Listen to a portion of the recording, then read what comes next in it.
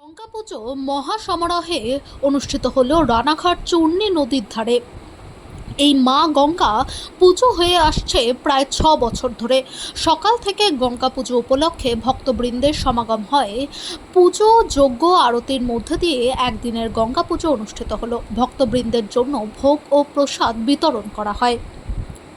একটা করে সুবিধা ছেড়ে দে, প্রসাদ হলেই হলো। ও দাদা একটু যখন তো ডাকছে, ও দাদা হ্যাঁ দিচ্ছি প্রসাদ।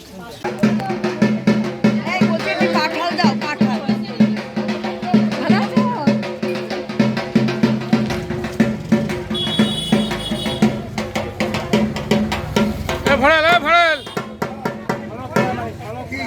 প্রসাদ ফসাদ কই দিচ্ছি তো, পুজো হচ্ছে, হবে তো। পুজো শেষ হয়নি?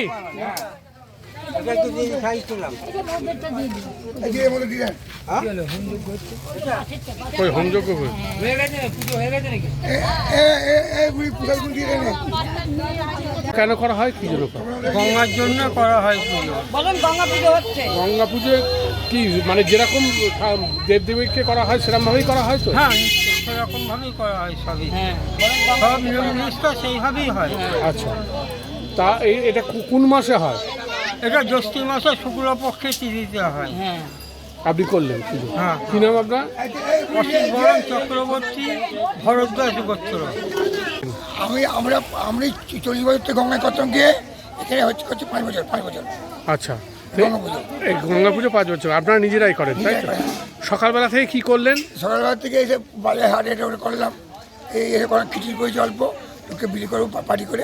আর এই পুজোটা কেন করলেন? এই পুজোটা আমি ব্যবসা করি, গঙ্গা জলে বেটাই, গঙ্গা জলে ব্যবসা করেন তাই জন্য। আর গঙ্গায় গিয়ে তো জল আনেন, গঙ্গা জল আনি।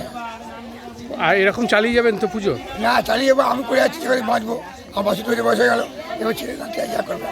কি নাম আপনার? অশোক হালদার।